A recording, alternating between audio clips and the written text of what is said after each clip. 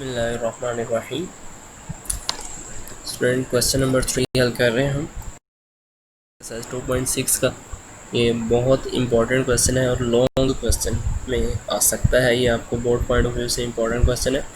चलें, x+3 and x-2 are the factors of this polynomial. अब देखें, इस पॉलिनोमियल के दो फैक्टर हैं। इसका मतलब क्या है, x+3 से और x-2 से जब हम इस पॉलिनोमियल को सॉल्व करेंगे, डिवाइड करवाएंगे, तो रिमाइंडर 0 के इक्वल आना चाहिए।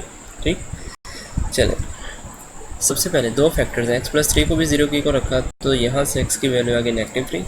तीसरा x-2 को भी 0 के इक्वल रखा है, यहाँ से x की वैल्यू आ गई -2।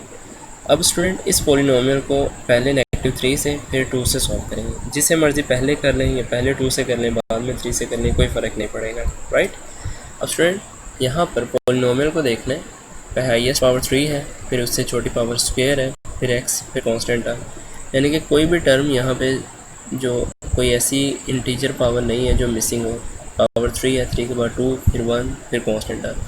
तो 0 लिखने की किसी भी पावर के साथ ज़रूरत नहीं है। तो सिंथेटिक डिवीजन से हल करें। यहाँ पे हाईएस्ट कोएफिशिएंट पावर का कोएफिशिएंट 1 है, फिर 4 है, फिर 2l है, फिर +m है। तो पहले हम -3 से सॉल्व कर रहे हैं इसको। स्टूडेंट प्रोसीजर सारा वही है। पहले 1, शुरू वाला 1 एज इट इज़ नीचे ले आएंगे। 1 को -3 से मल्टीप्लाई करवाएंगे, -3। इन दोनों वैल्यूज़ को ऐड करना है, रिज़ल्ट अगेन 1। इस 1 को दोबारा -3 से मल्टीप्लाई करवाना है, तो रिज़ल्ट -3। इन दोनों को ऐड करेंगे तो क्या आएगा? जी बिल्कुल, -3 + 12। ठीक है। अब इस -3 + 12 को -3 से मल्टीप्लाई करवाएंगे। इन दोनों वैल्यूज़ को -3 से, -3 को -3 से पॉजिटिव 9, फिर -3 को 2l से माइनस का 6l। ठीक है, ये आ गया। अब इन दोनों वैल्यूज़ को ऐड करेंगे तो student simply 9 - 6l + m, this is the remainder number 1। दो रिमाइंडर आएंगे ना, क्योंकि दो वैल्यू से सॉल्व होना है। x-3 से भी सॉल्व करना है, x = 2 से भी सॉल्व करना है। ठीक है, तो जो पहली वैल्यू से रिमाइंडर है उसको रिमाइंडर नंबर 1, और जो दूसरी वैल्यू से आएगा उसको रिमाइंडर नंबर 2 कह देंगे। अब ये जो रिमाइंडर है ये उस साइड पे है, इसको क्वेश्चन के साथ दोबारा फर्दर सॉल्यूशन के अंदर इंक्लूड नहीं करना हमने। ये रिमाइंडर 1 है, इसकी डिटेल दूसरी है, अलग है।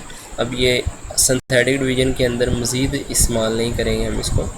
चलें, अब स्टूडेंट दोबारा से अब 2 से सॉल्व कर रहे हैं, इस वाले 2 से इसी पॉलिनोमियल को। अब यूँ समझ लें यही क्वेश्चन है हमारा, यही वैल्यूज़ हैं जो गिवन है, इनको अब कंसीडर नहीं करेंगे। जो हमने क्वेश्चन से उठाई थी इसको कंसीडर अब नहीं करेंगे। दूसरे नंबर के लिए जब दोबारा डिवाइड करवाएंगे तो उसके लिए हम इन्हीं को कंसीडर करेंगे, जो रिमाइंडर जो बाकी क्वेश्चन हमारे पास बच गया है। ठीक है, चलिए अगेन प्रोसीजर सारा वही है। अब यूँ समझ लें ऊपर वाला पोर्शन ये हम इसको इग्नोर कर रहे हैं, हम जस्ट इसी पे फोकस कर रहे हैं जो यहाँ पर आया। तो ये वाला 1 एज इट इज़ डाउन आ जाएगा। अब स्टूडेंट वही प्रोसीजर, 1 को 2 से मल्टीप्लाई करवाएंगे, 2 1 ज़ा 2, इन दोनों को ऐड करेंगे 3। अब 3 को 2 से मल्टीप्लाई करवाएंगे 6।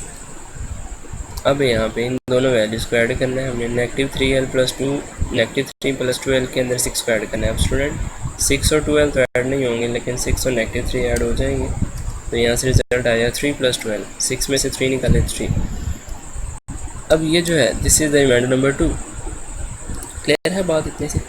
अब देखिएगा, दोबारा मैंने लेक्चर पिछले क्वेश्चन में बात एक्सप्लेन की थी, जब भी फैक्टर का वर्ड आ जाए तो इसका मतलब क्या होता है, रिमाइंडर 0 के इक्वल रखा जाएगा, यानी रिजल्ट रिमाइंडर 0 के इक्वल आ जाएगा। रिमाइंडर को 0 के इक्वल रख देंगे। तो as x+3 and x-2 are the factors of p(x)। जब भी फैक्टर्स होते हैं तो इसका मतलब क्या होता है, रिमाइंडर 2 और रिमाइंडर 1 दोनों रिमाइंडर्स 0 के इक्वल हैं। पहला रिमाइंडर भी 0 के इक्वल रखा और दूसरा रिमाइंडर भी हमने 0 के इक्वल रखा। जिस मर्जी क्वेश्चन को पहले लिख लें। चलिए नेक्स्ट स्लाइड में इसको एक्सप्लेन। तो ये दो इक्वेशन स्टूडेंट हमारे पास, यहाँ से इससे इक्वेशन नंबर 1 से हम सॉल्व कर रहे हैं। एल की वैल्यू आ गई 2l = -3, l = -3/2। एल के अमाउंट आ गई यहाँ से। अब इस वैल्यू को जिस मर्जी इक्वेशन में पुट कर लें, यानी कि इक्वेशन 2 में पुट करेंगे, इक्वेशन 1 में नहीं, क्योंकि जिस इक्वेशन से वैल्यू निकालते हैं दोबारा उसी में पुट नहीं करते दोबारा। चलें, इक्वेशन नंबर 2 में जहाँ l है उसकी जगह पे -3/2 आ जाएगा। और फिर यहाँ से कैंसिलेशन होगी, 2 3 = 6, क्या रह गया 9 minus 3 into negative 3, negative negative positive 9 है, 9 प्लस 9 18, 18 राइट साइड पे जाके माइनस का हुआ, तो स्टूडेंट m की वैल्यू भी आ गई। तो हेंस l और m की वैल्यू ये आपके सामने है। सेकंड पार्ट पर आ रहे हैं हम। अगेन वही प्रोसीजर, उसी नेचर का क्वेश्चन है, जस्ट फैक्टर से चेंज हुए और पोलिनोमियल की वैल्यू चेंज हुई है। सबसे पहले x minus one is equal to zero, x is equal to one, x plus one is equal to zero, यहाँ से x के अमाउंट आ गई नेगेटिव वन। पोलिनोमियल को देखना है, पावर्स ग्रेजुअली डिक्रीज हो रही हैं, कोई टर्म यहाँ पर ऐसी नहीं है कि जिसकी जगह पे ज़ीरो लिखना पड़े। तो अब student bye synthetic division procedure सारा वही है, कोएफिशिएंट्स लिखेंगे, एक्स क्यूब का कोएफिशिएंट 1, एक्स स्क्वायर का कोएफिशिएंट नेगेटिव 3l, फिर एक्स का कोएफिशिएंट 2m, फिर कांस्टेंट टर्म 6 डिवाइड करवाएंगे, जिस पहले 1 से डिवाइड करवा रहे, शुरू वाली वैल्यू ऐसी आ जाएगी, ये 1 से मल्टीप्लाई हुआ है, 1 आ गया, ऐड करेंगे स्टूडेंट 1 माइनस 3l ऐसे ही आ जाएगा। इन दोनों वैल्यूज़ को 1 से मल्टीप्लाई करवाएंगे, result 1 minus 3l, again add करेंगे, तो स्टूडेंट ऐड तो इसमें होना ही नहीं है, 1 प्लस 2m माइनस 3l ऐसे ही आ जाएगा। अब इस वैल्यू को 1 प्लस 2m माइनस 3l, इन तीनों को 1 से मल्टीप्लाई करवाना है, रिजल्ट आया। अब इन दोनों को ऐड, अब देखिए ऐड जब करेंगे 6 2m और 3l के साथ तो ऐड नहीं होना, इसमें 6 और 1 ही ऐड होंगे, फिर यहाँ से रिजल्ट बना हमारे पास 7m plus 2m minus 3l। तो ये लास्ट वाली टर्म हमेशा क्या होती है, रिमाइंडर, इसको हमने नाम दे दिया रिमाइंडर नंबर 1। अब रिमाइंडर नंबर 1 अब ये साइड पे है, अब सिंथेटिक डिवीजन के अंदर इसका कोई रोल नहीं होगा, इसको इंक्लूड नहीं करेंगे।